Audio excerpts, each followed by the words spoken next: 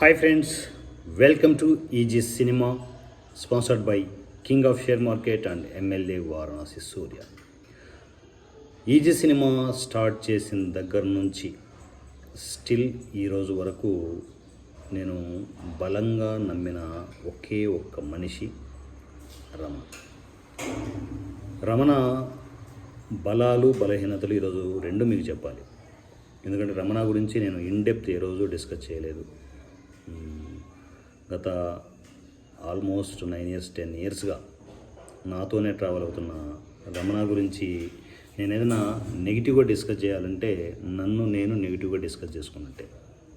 So Ramana గురించి ఎప్పుడు నెగిటివ్గా నేను డిస్కస్ చేయబోను కూడా. ఎందుకంటే ప్రతి మనిషికి బలాలు ఉంటాయి, బలహీనతలు ఉంటాయి. కాకపోతే అంటే ఓవర్ డోస్ రమణకు రెండు ఎక్కువ ఉంటాయి.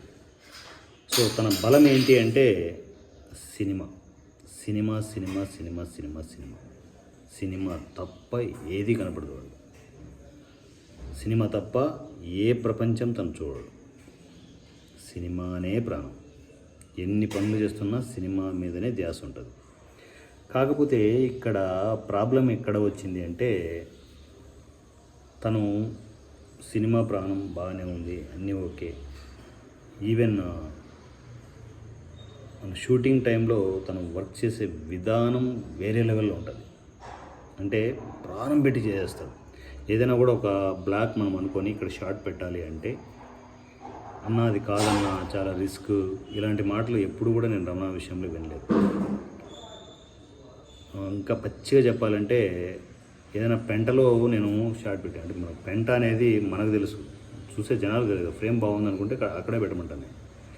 అలాంటి పెంటలో కూర్చోవడం కూడా కాదు, గెలగెల పడుకొని కూడా షాట్లు పెట్టిన సందర్భాలు రమణ విషయంలో ఉన్నాయి. అంత మంచి టెక్నీషియన్. తను డైరెక్టర్గా సెటిల్ అవ్వాలనే ఉద్దేశంతో ఇండస్ట్రీలో ఉన్నాడు. రమణ ఫ్యామిలీ గురించి నాకు క్లియర్గా తెలుసు. వాళ్ళు ఎన్ని అంటే సపోర్ట్ చేయకుండా ఎంత అపోజ్ చేసినా కూడా రమణ సినిమా ఇండస్ట్రీని నమ్ముకునే ఉన్నాడు. ఎస్పెషల్లీ ఈజీ సినిమాని నమ్ముకునే ఉన్నాడు. సో అలాంటి మనిషి తనకు ఏమైందో నాకు తెలియట్లేదు. అంటే తను ఏదైనా డిస్కస్ చేస్తే అంటే ఫైనాన్షియల్ డిస్కషనే చేస్తాడు. సో దానికి కూడా నేను పూర్తి సపోర్ట్ ఇస్తూ అంటే నేను చేయగలిగాను, నా కెపాసిటీ తగ్గట్టు నేను పూర్తిగా ఒక బిజినెస్ పెట్టించాను దానికి. ఈ విషయం అన్నీ చెప్పాలి. నేను చెప్పకపోతే ఏంటంటే తన నెగిటివ్ తనకు తెలిస్తే ఏంటంటే నా దగ్గర కాబట్టి ఎక్కడో కూడా బాగుపడతాడు.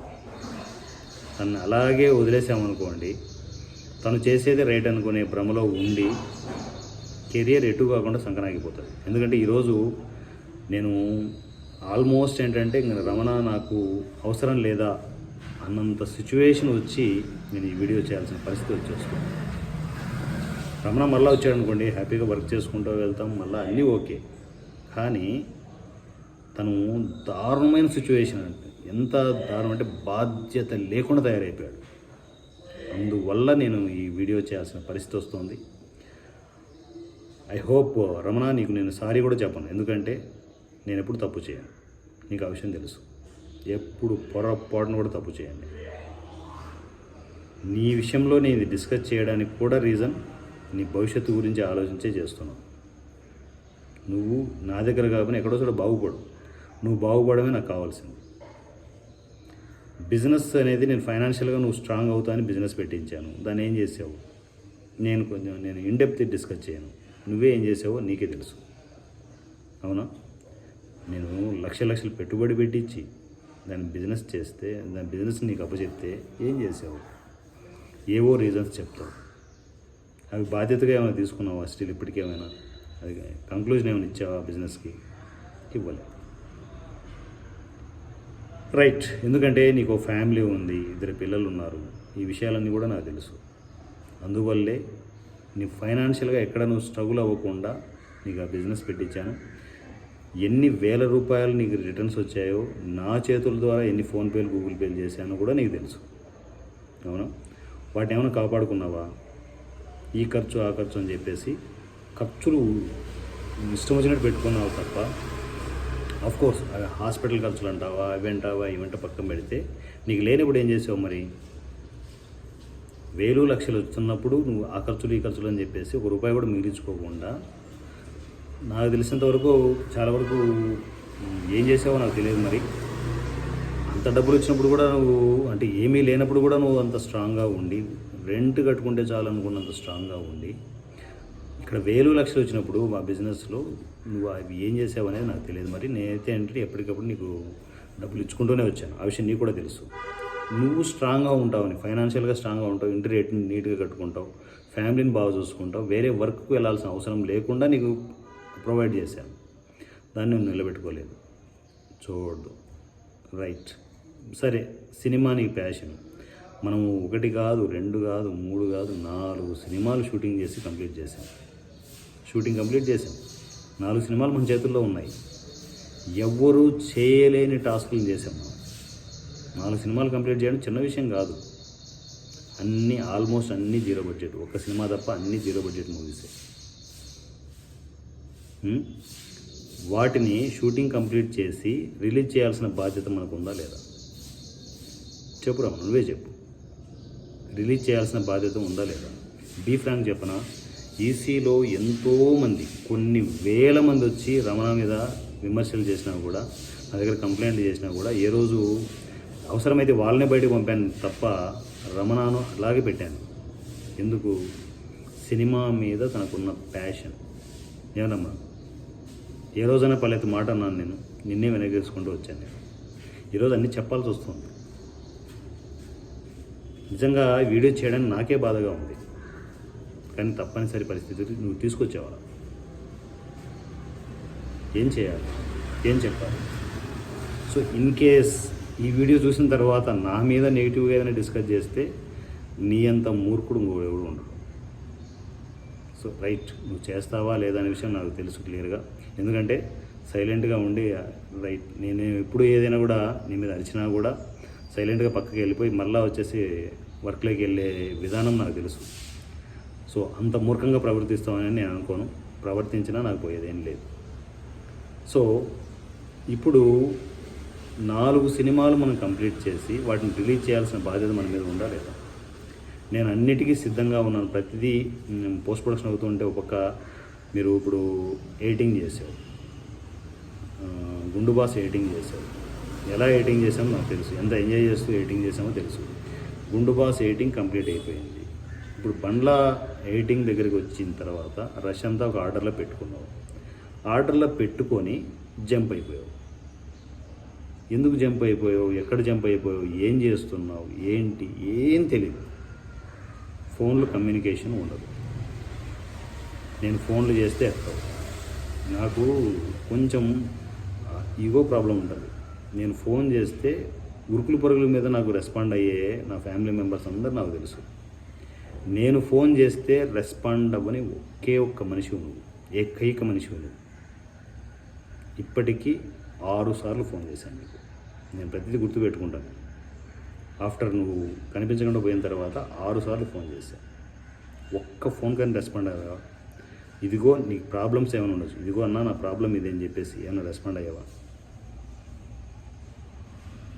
ఫోన్లకి రెస్పాండ్ కాకపోతే ఏమనుకోవాలి?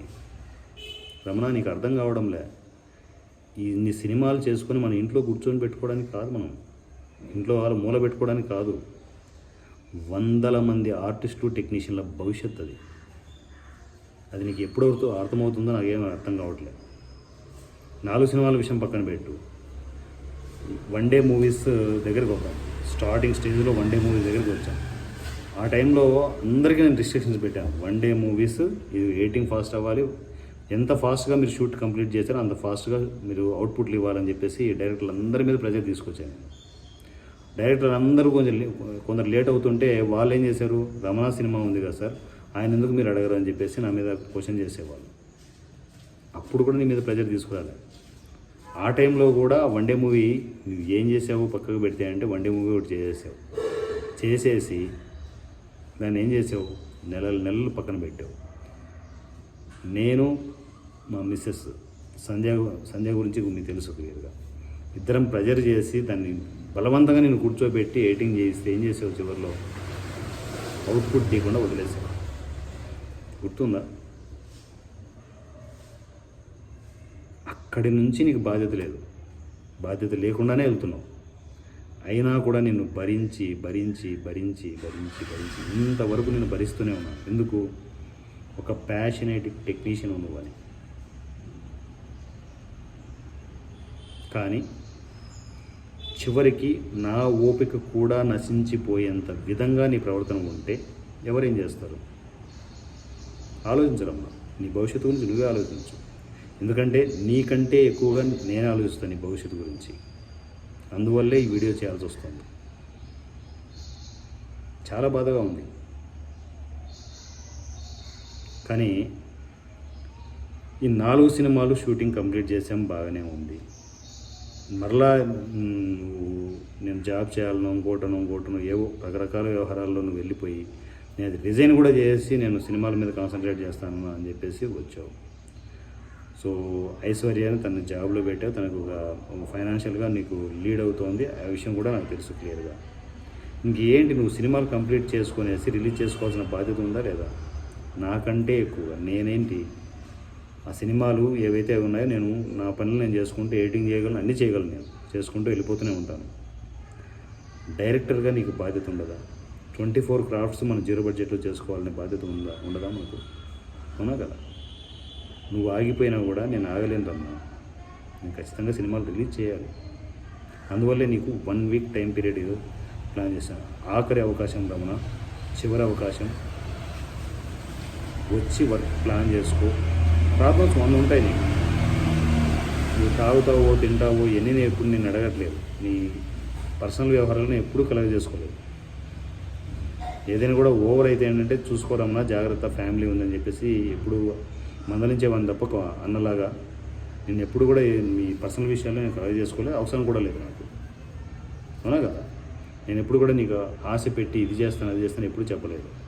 నా రూట్లో నేను వెళ్తుంటాను, నేను సపోర్ట్ ఇవ్వలేదు, ఇస్తూ ఉంటాను. అవునా? నిన్ను ఎంత స్థాయి వరకు నేను అనుకున్నానంటే ఏదైనా నేను ఫైనాన్షియల్గా స్ట్రాంగ్గా సెటిల్ అయితే ఒక సొంత ఇల్లు కట్టిద్దాం రమణకి, చిన్నది ఏదో ఒకటి గూడు ఉండాలి అన్నంతగా నేను ఎవరు మన గోపాల్ గారితో కూడా నేను అన్నాను అనుకుంటా. ఎందుకు డిస్కస్ చేస్తాను, ఎందుకు ఇంతగా నీ గురించి ఆలోచిస్తాను? నువ్వు వేరు కాదు, ఈసీ వేరు కాదు అనేది ఎప్పుడు నేను అనుకుంటుంటాను. నువ్వు నా ఫ్యామిలీ అని అనుకుంటుంటా. అలాంటి మనిషివి అసలు రెస్పాండ్ కాకుండా ఏదైనా ఒక పరిధి ఉంటుంది రమ్మ. నెల, 2 నెలలు, 3 నెలలు, 5 నెలలు ఇలా సంవత్సరాలు గడిచిపోతూ ఉంటే సినిమాలు అలాగే అటకెక్కేస్తే ఎలా ఉంటుంది రమ్మ? నాకే ఇంత బాధగా ఉంది, దాంట్లో చేసిన ఆర్టిస్టు టెక్నీషియన్ ఎంత బాధ ఉంటుంది? ఏమైనా ఆలోచిస్తున్నావా? ఈసీలో డిలే జరుగుతున్న ప్రాజెక్టులు ఎవ్రీథింగ్ అన్నీ ఏదో టైంలో పూర్తిగా వర్క్ పోస్ట్ ప్రొడక్షన్ అంతా చేసుకునేది నువ్వే. ఇవన్నీ ఈ సినిమాల విషయం పక్కన పెట్టు. నువ్వు ఎన్ని షార్ట్ ఫిల్మ్ చేసావు, హార్డ్ డిస్క్లు మొత్తం నింపుకున్నావు. సంవత్సరాలు అయ్యింది నింపుకొని స్పేస్ కూడా లేకుండా నింపుకున్నావు. అవి పోస్ట్ ప్రొడక్షన్ చేసే పరిస్థితి కూడా నీకు లేదు. నీ ఛానల్కి నువ్వు పోస్ట్ ప్రొడక్షన్ చేసే పరిస్థితి కూడా నీకు లేదు. వెబ్ సిరీస్ ఒకటి చేశాం, సెటిల్మెంట్ గంగిరెడ్డి అని చెప్పేసి. నిజంగా ఎంత బాధ అవుతుందంటే దాన్ని ఇదిగో అవుట్పుట్ అంటావు, అదిగో అవుట్పుట్ అంటావు. నెల, 2 నెలలు, 3 నెలలు, 6 నెలలు, సంవత్సరం అయిపోతుందమ్మా. అవుట్పుట్ మొన్న కూడా అన్నావు, అవుట్పుట్ జస్ట్ అవుట్పుట్ తీయడమేనా అని చెప్పేసి. ఇంత బాధ్యత లేకుండా మన వాళ్ళు ఈసీ ఫ్యామిలీ మెంబర్స్ డైరెక్టర్స్గా కొన్ని షార్ట్ ఫిల్మ్ చేశారు. నేను వాళ్ళు సపోర్ట్ చేస్తూ షార్ట్ ఫిల్మ్ చేస్తే అవి కూడా అటకెక్కించేసారు. ఆఖరికి దానికి ఏవైనా కూడా మూవీస్కి సంబంధించి ఇవి ఏమైనా డబ్బింగ్ కావాలి, ఇంత కావాలంటే సపోర్ట్గా నీకు 5,000 రూపీస్ డబ్బింగ్ కావాలంటే మొత్తం అంతా ఫండింగ్ అంతా ఇటు నేను ఓపెన్ డొనేషన్స్ కావచ్చు, ఏవైనా కూడా అటు ఫార్వర్డ్ చేశాను నీకు. ఫైనాన్షియల్గా నేను ఏం చేయాలనో సినిమాలకి కావచ్చు, ఫర్దర్ షార్ట్ ఫిల్మ్స్ కావచ్చు, అన్నీ సపోర్ట్ ఇస్తున్నాను. అడగ మన ఫ్యామిలీ మెంబర్స్ అందరూ అడుగు. వాళ్ళని అడగాల్సిన అవసరం లేదు, నీకే తెలుసు అన్నీ. ఎక్కడికక్కడ సపోర్ట్ ఇస్తుంటే వాళ్ళని సఫర్ చేస్తున్నావు. నేను ఎంతో ఓపికగా ఉంటాను, ఆఖరికి నా ఓపిక కూడా నశించిపోయేంత విధంగా నీ బిహేవియర్ ఉందంటే ఎలా బాగుపడతావు? సినిమా ఇండస్ట్రీలో ఊరికి మాటలు చెప్పుకుంటే కాదు రమణ. నేను డైరెక్షన్ చేయాలి, డైరెక్షన్ నా గోల్ అనేది పడుకుంటే కాదు కదా. కోర్స్ ఇవన్నీ డిస్కస్ చేసినప్పుడు నీకు బాధ ఉండొచ్చు, అన్న నా ఫైనాన్షియల్ కండిషన్ నీకేం తెలుసు అని. నీ ఫైనాన్షియల్ కండిషన్ నీకేం తెలుసు అన్నప్పుడు నేను ఏదైతే నీకు బిజినెస్ అది ప్రొవైడ్ చేశానో అది స్ట్రాంగ్గా నిలుపుకోవాల్సిన బాధ్యత నీది కదా. ఏదో రీజన్స్ చెప్పేసి వదిలేస్తే అట్లా గాలికి స్టిల్ ఇప్పటికి కూడా దానికి ఒక కంక్లూజన్ ఇవ్వలేదు. ఇంత బాధ్యతారహితంగా ఉంటే ఎవరైనా ఏం చేయగలరు, ఎంతకాలం వేయగలరు చెప్పండి. అందువల్లే ఈ వీడియో చేస్తున్నాను. ఇంతసేపు మాట్లాడుతున్నది కేవలం నీ బాగు కోసమే, నువ్వు బాగుపడతావనే. ఐ హోప్, నాకు తెలిసి నువ్వు ఏ ప్రాబ్లమ్స్లో ఉన్నావో నాకు తెలియదు. ప్రాబ్లమ్స్ ఏవి కూడా ఏమైనా ఉన్నా కూడా చెప్పవు. మన ఎప్పుడో మనం హౌస్ షిఫ్ట్ కాకముందు వచ్చావంట, వచ్చి 2 నిమిషాలు కూర్చొని వెళ్ళిపోయావంట. ఎందుకు వచ్చావు, ఎందుకు వెళ్ళిపోయావో నీకే క్లారిటీ లేదు. ఇంత దారుణంగా ఉంటే నీకు ప్యాషన్ ఉంటే సరిపోదు రమణ. సినిమా నా ప్యాషన్, సినిమా నా ప్యాషన్ అని చెప్పేసి చెప్పుకొని చొక్కాలు దించుకుంటే కాదు. ప్యాషన్ వర్క్లో కూడా కనపడాలి. నేను హౌస్ షిఫ్టింగ్ వర్క్ ఇవన్నీ ఇంత చేసుకుంటూ ఇంత పెద్ద నెత్తిన హౌస్ పర్చేజ్ కావచ్చు, వీటికి కావచ్చు, ఇంత నేను బాధ్యతలు తీసుకొని ఒప్పక ఈ వర్క్స్లో ఉండి కూడా నీతో ఫాలోఅప్ చేస్తున్నాను. రమణ వర్క్ కంప్లీట్ చేయి, రమణ వర్క్ కంప్లీట్ చేయి. నీకు బాధ్యత ఉండదా? చేసుకోవాల్సిన బాధ్యత ఉండదా? డైరెక్టర్గా నీకు అన్ని సినిమాలు నీకే ప్రజెంట్ చేస్తున్నావు కదా అన్న, యాజ్ ఏ డైరెక్టర్గా. ఎక్సెప్ట్ గరుడ అంటే అది పూర్తిగా నా మీద వదిలిన ప్రాజెక్ట్. అది అన్ని సినిమాలు గుండు బాస్ నీకే, బండ్లా నీకే. అరే ఇంత ఓపెన్గా ఎవరు చెప్తారు రమణ? ఏమైనా అర్థమవుతుందా? చాలా బాధతో చేస్తున్న వీడియో ఇది. సో ఏదేమైనా కూడా ఈ వారం లోపల, ఆల్రెడీ ఈ 3rd డే, ఈ 4 డేస్లో నువ్వు నా కమ్యూనికేషన్ రాకపోతే, నీకు ఏదైనా ప్రశాంతమైన భవిష్యత్తు ఉంది అనుకుంటే, ఆల్టర్నేటివ్ ఉందనుకుంటే హ్యాపీగా చేయరమ్మా. ఇన్కేస్ మరలా వచ్చినా కూడా నీకు వర్క్ చేయనిస్తాను, కానీ పోస్ట్ ప్రొడక్షన్ వర్క్లో నేను ఎంటర్ కానివ్వను.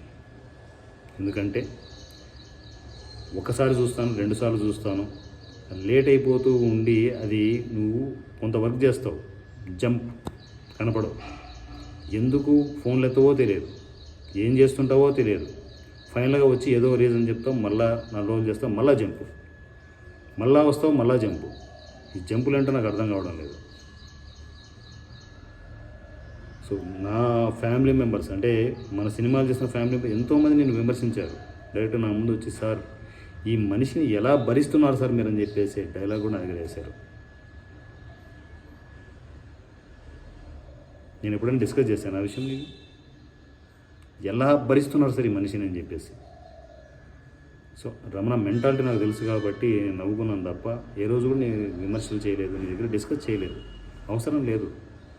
స్టిల్ ఇప్పటికీ నువ్వు ఒక ప్యాషనేటిక్ డైరెక్టర్వే, కానీ బాధ్యత లేకుండా తిరుగుతున్న డైరెక్టర్. బాధ్యత లేకపోవడం వల్ల టాలెంట్ ఉంటే సరిపోదు రమణ. నువ్వు ఫ్రేమ్స్ పెడితే ఎక్స్ట్రాడినరీ పెట్టగలవు, ఆ టాలెంట్ ఉంటే సరిపోదు.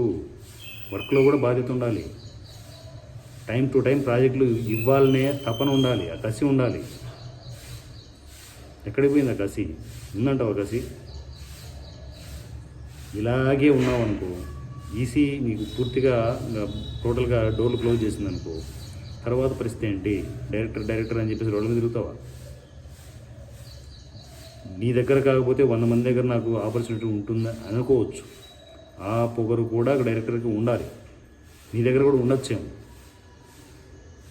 కరెక్ట్ కాదురమ్మా.